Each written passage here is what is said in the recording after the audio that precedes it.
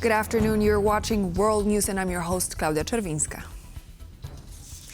U.S. President Donald Trump has said that his patience with Iran has run out and that it's too late to talk following another day of exchanged fire between Iran and Israel.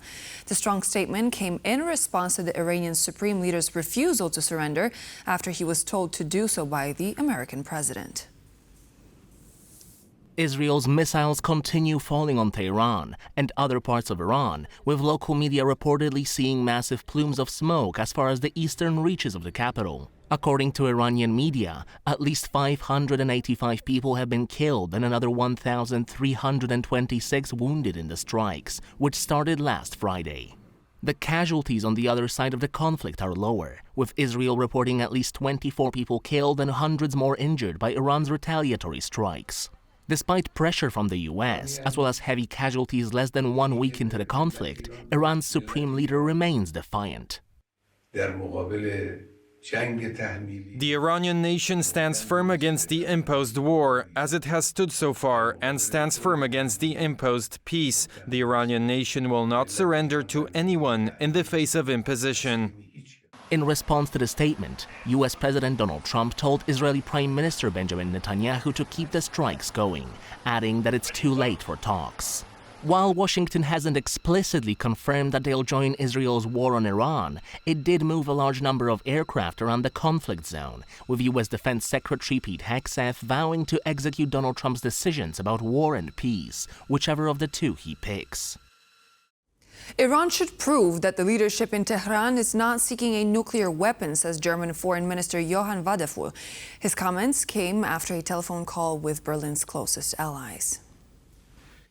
Together with my French and British counterparts and the European Union's foreign affairs representative, we held a telephone conversation with the Iranian foreign minister on Monday and made a clear proposal. We, as the E3, remain ready to negotiate a solution. However, Iran must now move urgently.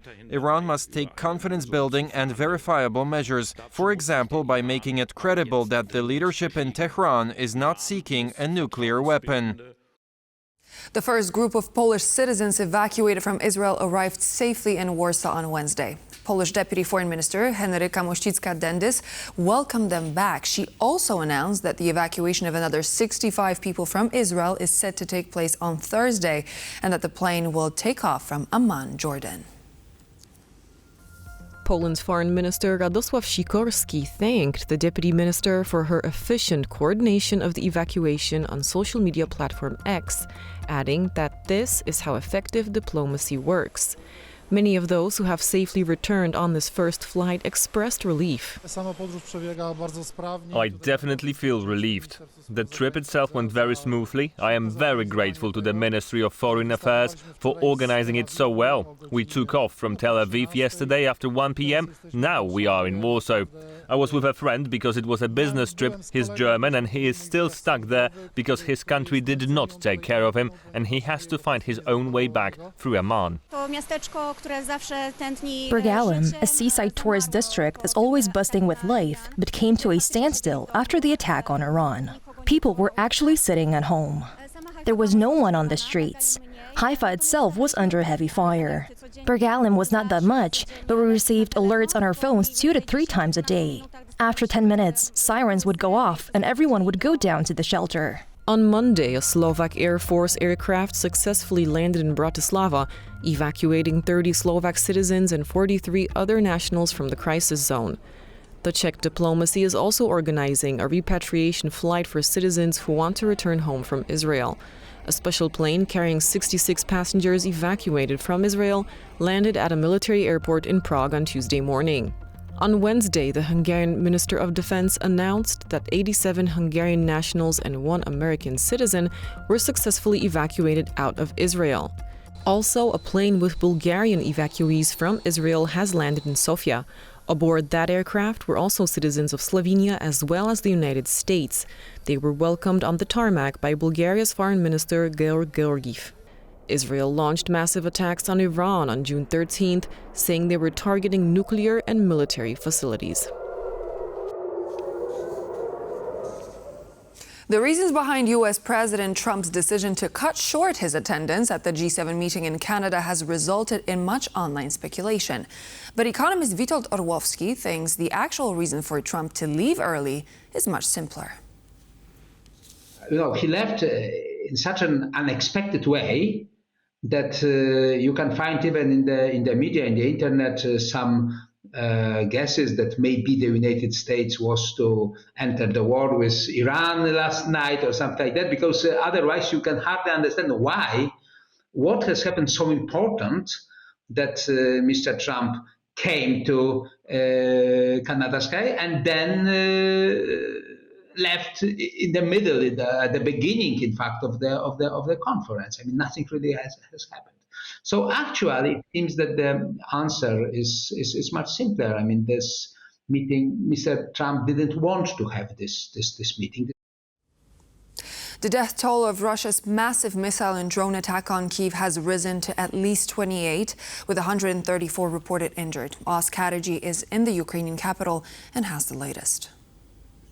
The death toll in Russia's attack on Ukraine on Tuesday has risen to 28 people, the vast majority of them killed here in the Ukrainian capital of Kyiv, where a day of mourning has been declared by the Ukrainian authorities. Ukrainian President Volodymyr Zelensky has cut short his visit to Canada, where he was meeting with world leaders at the G7 summit. He praised those leaders for their continued support of Ukraine, saying it is important that our partners are ready not only to support our defence now, but also to rebuild Ukraine together after the war ends. The Ukrainians report some progress on discussions about further military support and discussions about those frozen Russian assets Ukraine wants to be used to invest in Ukraine, their defence industry, and for reparations for the damage that Russia has caused to Ukrainian infrastructure. But no breakthrough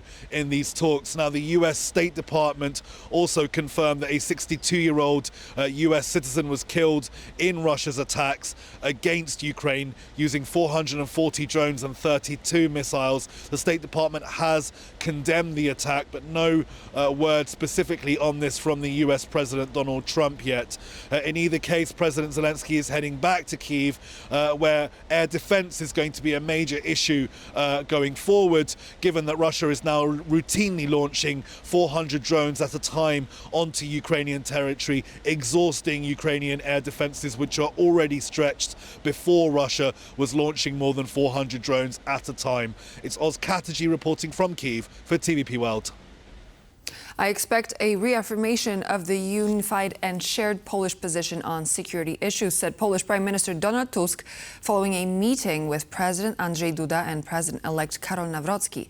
Despite the government and current president coming from opposing political parties, they have essentially agreed on the most important security issues facing Poland since the last parliamentary election. I asked that if possible, following the change of president, a clear effort be made to preserve unity and full cooperation in the areas of security, defense, NATO, Ukraine and Russia. That this consensus, this cooperation be maintained. During the campaign, various declarations were made, but I will do everything to ensure that this good principle, which forms the foundation of Poland's security, namely that we have a unified stance, continues to apply to the government, the Prime Minister, the President, and the main political forces. The first test will, of course, be the NATO meeting in The Hague. Although we will be represented there still by the outgoing President, we will once again emphasize in The Hague that Poland has a unified view on security matters. At the next meeting, where the new president will represent Poland, I expect a reaffirmation of this unified and shared Polish position on security matters. And so this marks the end of this news service, but please do stay tuned. We're back in just a moment, and we hope to see you there.